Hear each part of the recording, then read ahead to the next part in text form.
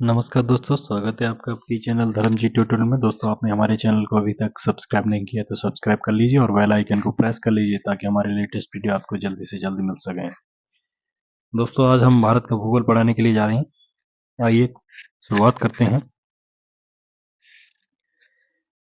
पहला चैप्टर है जिसमें भारत का भूगोल है, सामान्य परिचय। इसके बारे में क्षेत्रफल के बारे में बताया जा रहा है। ठीक है, भारत एशिया महाद्वीप में अवस्थित एक दक्षिण एशियाई देश है। अनियमित चतुष्कोणीय आकृति वाला यह देश हिंद महासागर के उत्तर में अवस्थित है। अक्षांशीय विस्तार के दृष्टिकोण से भारत की उत्तरी गोलार्ध में तथा देशांतरीय विस्तार की दृष्टि से पूर्वी गोलार्ध में स्थिति है। क्या है? भारत एशिया महाद्वीप में स्थित है, पहली बात। दूसरा, एशिया महाद्वीप में होने के बाद दक्षिण एशियाई देश है, एशिया के दक्षिणी भाग में है इसलिए। तीसरी बात यह है, ये चतुष्कोणीय आकृति वाला है। चतुष्कोणीय मतलब चार कोण है इसमें, और चार दिशाएं हैं इसकी, पूर्व पश्चिम उत्तर दक्षिण, चार कोने बने हुए हैं। उत्तरी गोलार्ध, ठीक है, और जो है अक्षांशीय विस्तार की स्थिति ये उत्तरी गोलार्ध में है, और देशांतरी विस्तार की स्थिति से यह पूर्वी गोलार्ध में। चार चीजें हो गई। भारत विश्व में क्षेत्रफल की दृष्टि से 7वां देश है। कौन सा है? 7वां देश है। रूस, कनाडा, संयुक्त राज्य अमेरिका, चीन, ब्राजील, ऑस्ट्रेलिया के बाद तथा जनसंख्या में दूसरा चीन के बाद है। क्षेत्रफल में 7वां स्थान है, जनसंख्या में चीन के बाद दूसरा स्थान है। भारत से जो बड़े राज्य हैं, बड़े देश हैं, रूस, कनाडा, संयुक्त राज्य अमेरिका, चीन, ब्राजील,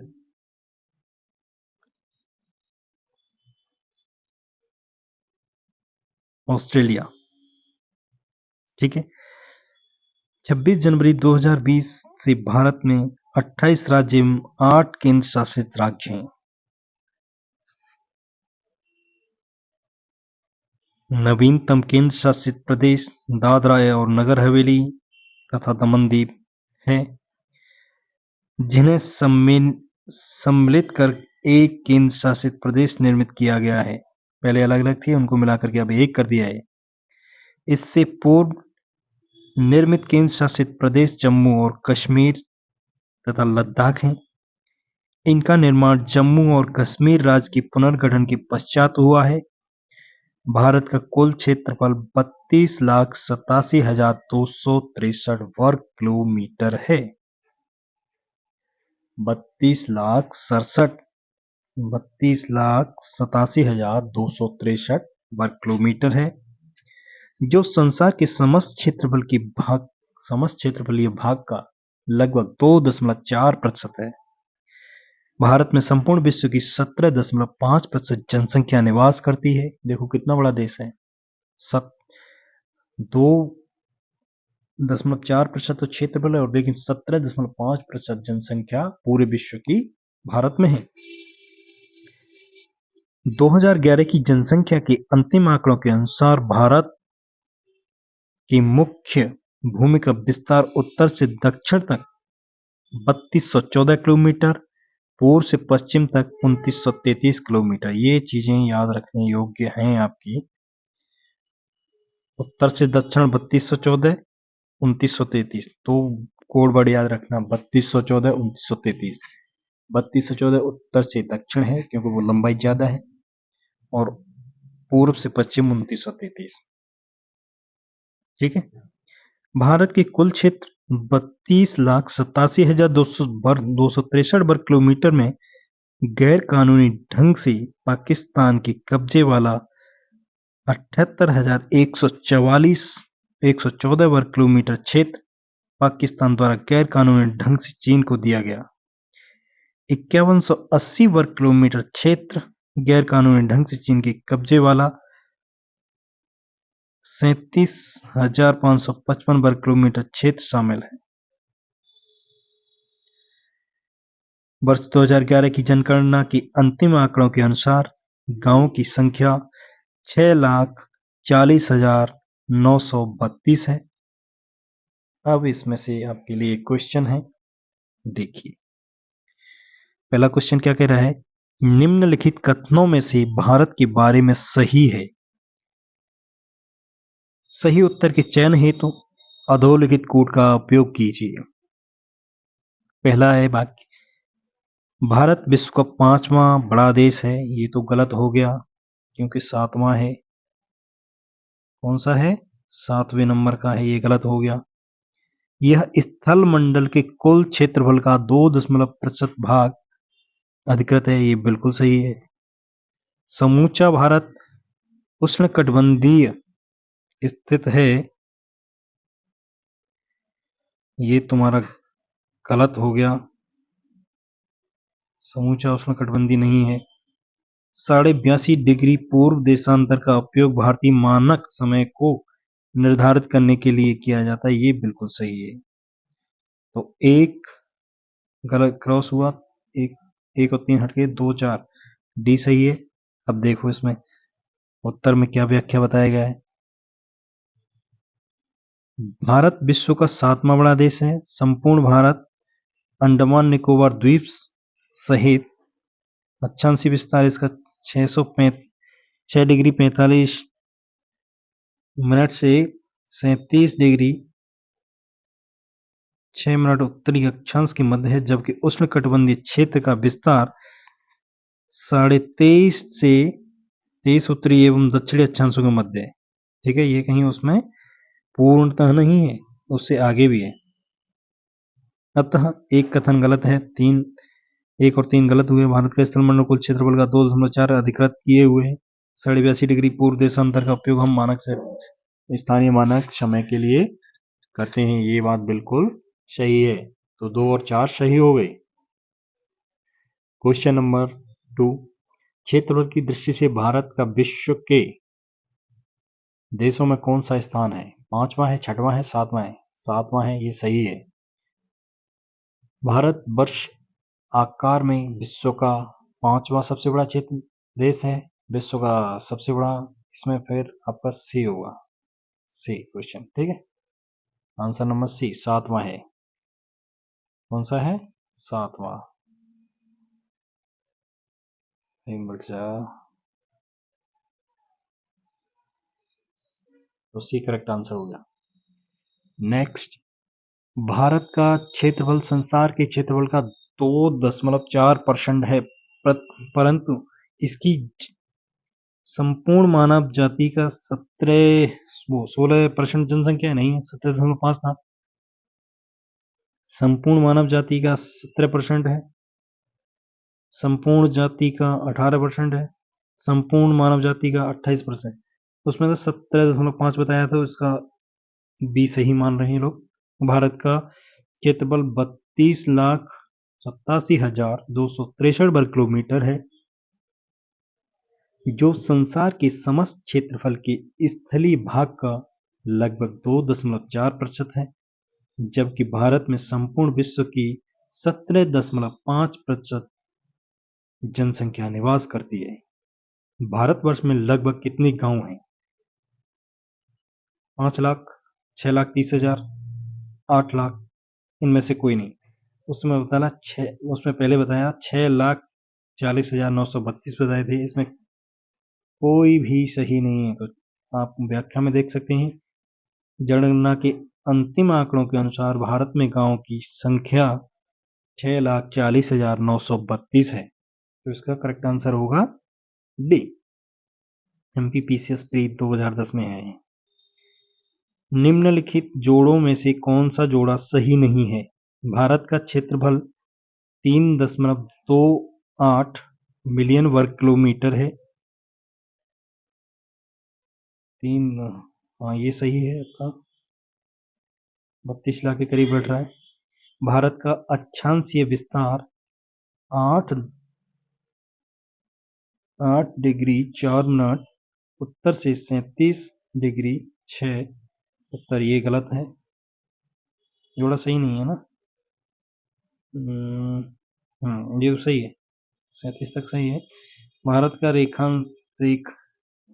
रेखांशीय विस्तार 68 मतलब उत्तर से उत्तर था 8.4 से 37.6, ये पूर्व वाला हो गया 68.7 से 97.25। भारत में राज्यों की संख्या 28 है, ये गलत है, ठीक है, डी सही है। भारत के लिए निम्नलिखित कथनों में से कौन सा असत्य है? भारत विश्व का 7वां सबसे बड़ा देश है, बिल्कुल सही है। भारत जनसंख्या की दृष्टि से विश्व का दूसरा राष्ट्र है, ये भी सही है। असत्य ढूंढना ना, ठीक है, असत्य ध्यान रखना है, इसको थोड़ा ठीक से पढ़ना है। असत्य पूछ रहा है तो असत्य बताना है। इसकी भूमि सीमा का विस्तार लगभग 15.200 किलोमीटर है, ये भी सही है। सर्वप्रथम सूर्योदय इसके मिजोरम में है, नहीं अरुणाचल में। अक्षांशीय विस्तार पढ़ते हैं।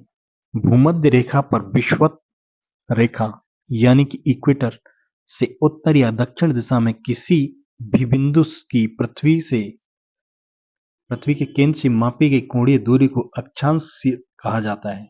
अक्षांश रेखा वह काल्पनिक रेखाएं होती हैं जो पृथ्वी के चारों ओर से पश्चिम दिशा में विषुवत रेखा के समांतर खींची जाती हैं। अक्षांशों को अंशों, मिनटों, सेकंडों में दर्शाया जाता है। पृथ्वी को 2 बराबर भागों में बांटने वाले 0 अंश को भूमध्य रेखा कहा जाता है। विषुवत वृत्त भूमध्य रेखा के उत्तरी भाग को उत्तरी गोलार्ध तथा दक्षिणी भाग को दक्षिणी गोलार्ध कहते हैं। भूमध्य रेखा के उत्तर में स्थित अक्षांशीय रेखा को उत्तरी अक्षांश तथा दक्षिण में स्थित अक्षांशीय रेखा को दक्षिणी अक्षांश कहा जाता है। जैसे कि आपको फोटो में दर्शाया गया है, जो डार्क ब्लैक है वो भूमध्य रेखा है, ठीक है, जो डार्क ब्लैक है, और उसके ऊपर नीचे है उत्तरी और दक्षिणी है। ये जो रेखाएं सीधी सीधी खड़ी गई हैं, ये देशांतर रेखा है। ये है, इसको प्राइम मेरिडियन कहते हैं, जो बीच वाली जो, ठीक है, प्रधान यामोत्तर रेखा कहते हैं। यदि अक्षांश रेखाओं को 1 डिग्री के अंतराल पर खींचा जाए तो उत्तरी गोलार्ध में 89 अक्षांश होंगे, दक्षिणी गोलार्ध में 89 अक्षांश होंगे। इस प्रकार विषुवत वृत्त को लेकर के अक्षांशों की कुल संख्या होगी 179। 89 प्लस 89 प्लस 1।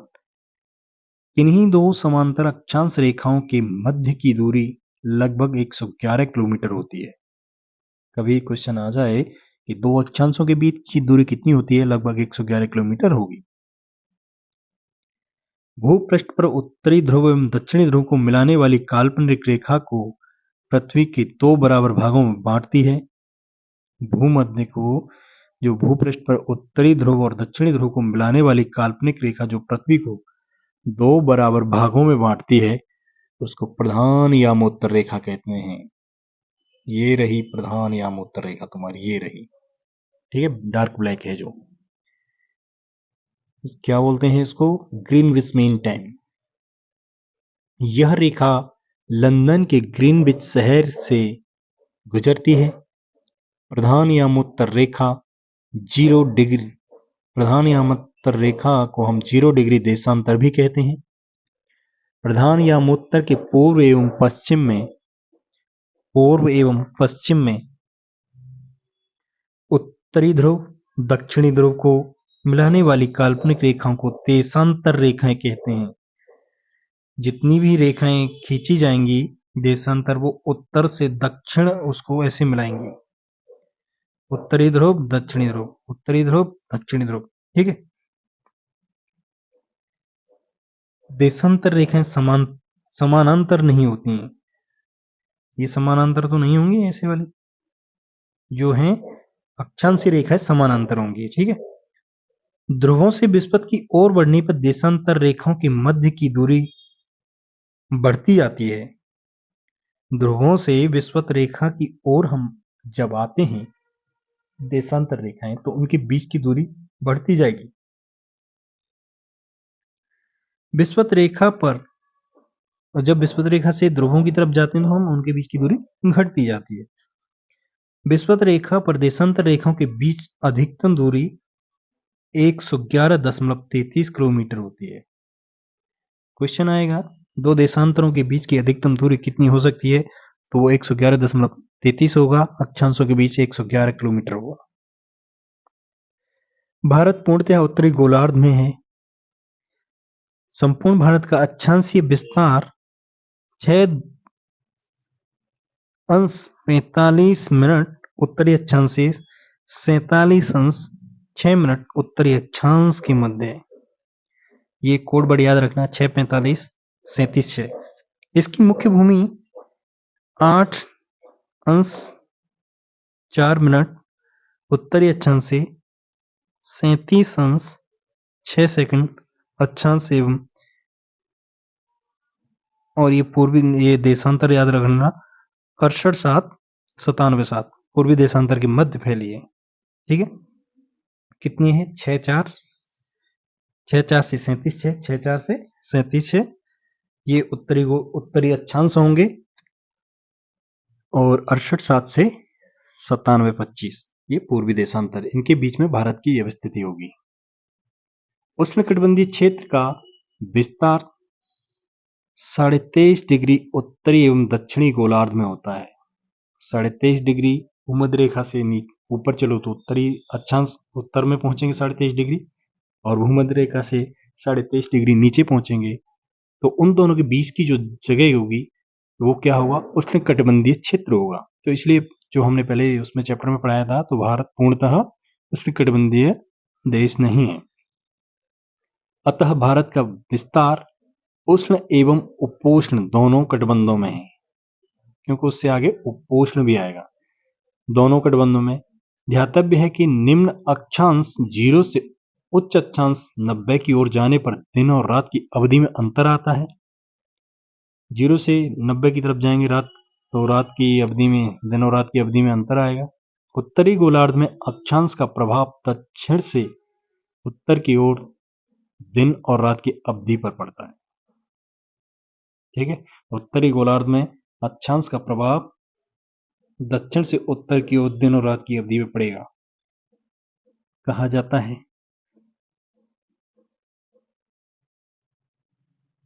प्रधान यामोत्तर के पूर्व एवं पश्चिम में उत्तरी ध्रुव एवं दक्षिणी ध्रुव को मिलाने वाली काल्पनिक। ठीक है, ये तो पढ़ा दिया यार। ठीक है, अब इसके क्वेश्चन कैसे करते हैं हम। भारत विस्तृत है, हाँ भाई, 37:17:53